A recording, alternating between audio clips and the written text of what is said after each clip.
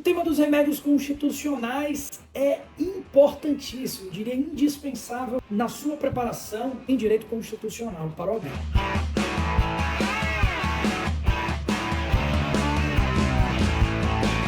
Se você quiser conhecer um pouquinho mais sobre esse assunto, fica aqui neste conteúdo. Mas antes, inscreva-se no canal, ative as notificações para que você possa receber outros conteúdos numa preparação para o OAB. Aqui embaixo na descrição deste vídeo também tem um link para que você possa participar do nosso grupo do WhatsApp. Vamos lá, pessoal. Aqui quem fala é o Diego Cerqueira. Sejam bem-vindos no nosso canal. Preparação para a OAB. E quando a gente pensa em direito constitucional, nada melhor do que fazer uma referência com o tema dos remédios constitucionais. Poxa, professor, eu nem sei o que são os remédios. Os remédios são garantias, são instrumentos que estão previstos no artigo 5º da nossa Constituição para se preservar bens, valores fundamentais. Vamos pensar na liberdade de ir e vir, liberdade de locomoção. Todos nós temos o direito de ir e vir, de transitar em todo o território nacional em tempos de paz e, eventualmente, se houver um ato ilegal, abusivo ou a iminência da prática de um ato nesse sentido, nós temos o cabimento de um instrumento, de um remédio para se salvaguardar esse valor fundamental. Eu estou falando da figura do habeas corpus, que é um remédio constitucional previsto no artigo 5º da nossa Constituição. Mas na nossa Constituição nós temos também outros remédios constitucionais, não só o habeas corpus, como também temos a figura do habeas data, do mandado de segurança, do mandado de injunção e da chamada ação popular. Quando a gente preenche esse combinado de dispositivos da Constituição, a gente estuda o tema dos remédios que é tão cobrado na prova da OAB. Eu falei do habeas corpus, proteção da liberdade de ir e vir, a liberdade de locomoção, e é um tema importante, tá? No que diz respeito ao habeas corpus, até faço um adendo e um destaque para vocês. O que é que pode cair numa prova da OAB, professor? A nossa Constituição estabeleceu lá no artigo 142 a vedação para se utilizar a figura do habeas corpus para discutir as punições disciplinares em âmbito militar, que são aquelas punições aplicadas pelos militares, a chamada prisão administrativa. Não cabe habeas corpus para discutir o mérito dessa decisão. E aí, com base na jurisprudência do STF, pode ter uma questão de prova não haver nesse sentido. Eu posso ter, em razão de ato ilegal, o cabimento excepcional do habeas corpus para se proteger a liberdade de ir e vir, ainda que seja uma prisão disciplinar militar. Porque neste caso nós temos um problema no aspecto de ilegalidade. Questões de mérito, não cabe habeas corpus. Questões de ilegalidade, sim, excepcionalmente nós temos o cabimento do habeas corpus. Fechamos uma revisão breve aqui em 1 a 2 minutos do habeas corpus e eu passo para trazer algumas considerações sobre a figura do habeas data. Você já ouviu falar deste remédio constitucional? Ele está previsto na nossa Constituição a partir do artigo 5º, inciso 72, e a ideia do habeas data, meus amigos, é proteger a chamada obtenção das informações próprias, pessoais do impetrante, que digam respeito à própria pessoa, ou até mesmo a retificação de dados pessoais. E nesse contexto vale observar que essas informações elas precisam constar em um banco de dados de entidades governamentais, entidades do governo, ou até mesmo entidades que sejam de caráter privado, ou melhor ainda, que sejam entidades privadas, mas elas detêm caráter público. Nós temos uma terceira hipótese de cabimento do habeas data, que é o registro nos assentamentos do interessado de um dado verdadeiro, mas está sob pendência da explicação no âmbito judicial ou até mesmo, em linhas gerais, a figura do habeas data recai sobre a chamada obtenção de informações próprias, pessoais do impetrante. Poxa, professor, e quando não há o cabimento do habeas data ou do habeas corpus, o que eu posso utilizar?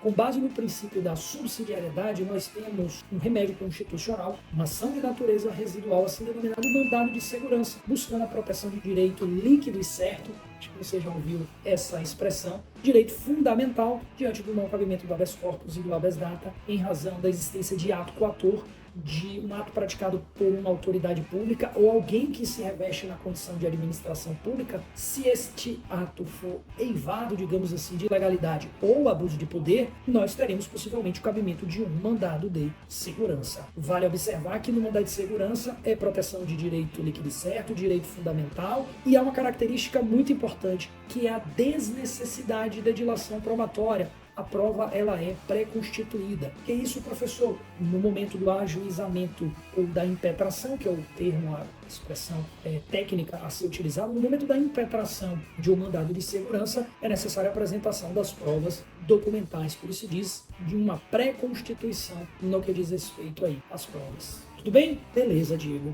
Habeas corpus, habeas data, mandado de segurança. O que é que nós temos ainda sobre remédios constitucionais? a figura do mandado de junção. E o mandado de junção, ele nasce para combater uma omissão que deve ser reputada inconstitucional. Como assim, professor? Estão lembrados daquelas normas constitucionais de eficácia limitada propostas ou apresentadas pelo professor José Afonso da Silva? Essas normas constitucionais de eficácia limitada, elas são consideradas não autoexecutáveis. Elas dependem de complementação legislativa ou até mesmo administrativa, ou seja, eu preciso ter a regulamentação no campo infraconstitucional para que o sentido e o alcance pretendido pelo constituinte esteja plenamente realizado. Na prática, eu tenho um direito fundamental, precisaria de regulamentação e isso não acontece. Eu preciso da norma regulamentadora para exercer o direito fundamental. Por isso que a Constituição diz, olha só, diante da falta de norma regulamentadora que torne inviável o exercício de direitos e liberdades constitucionais, nós temos o cabimento, sabe do quê? Da figura do mandado de junção. Tudo bem? Artigo 5º da nossa Constituição, inciso 71. E para fecharmos,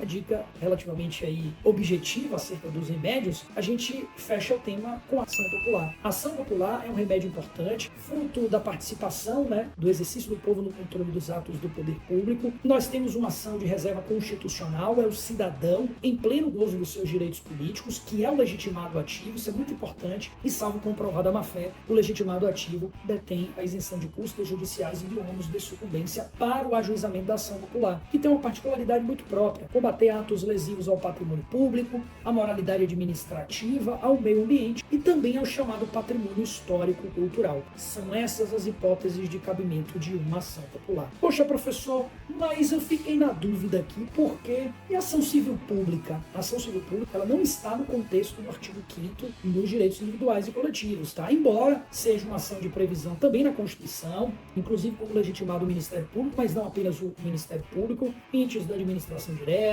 entes da administração indireta, as associações, desde que legalmente constituídas e em pleno funcionamento há pelo menos um ano, também podem ajuizar uma ação civil pública. Guarda, digamos assim, alguma semelhança com a ação popular, embora sejam ações distintas, com legitimados distintos. O cidadão em pleno gozo dos direitos políticos não pode propor uma ação civil pública. Quem pode propor uma ação civil pública são os legitimados que eu apresentei aqui agora para vocês. Ao passo que o cidadão em pleno gozo dos direitos políticos, ele pode propor ação popular. Na ação civil pública, nós temos legitimados diferentes e nós temos hipóteses de cabimento um pouco mais abrangentes, não se limitando ao patrimônio histórico-cultural, ao meio ambiente ou até mesmo o patrimônio público ou patrimônio social. Infrações à ordem econômica, dignidade de grupos raciais, étnicos ou religiosos, questões relacionadas aos direitos urbanísticos, temas que também podem ser, digamos assim, alcançados através de uma ação civil pública. Enfim, meus amigos, uma revisão dos remédios constitucionais para que vocês possam acertar uma questão de prova. Se você gostou do conteúdo, deixe sua mensagem aqui embaixo, escreva aí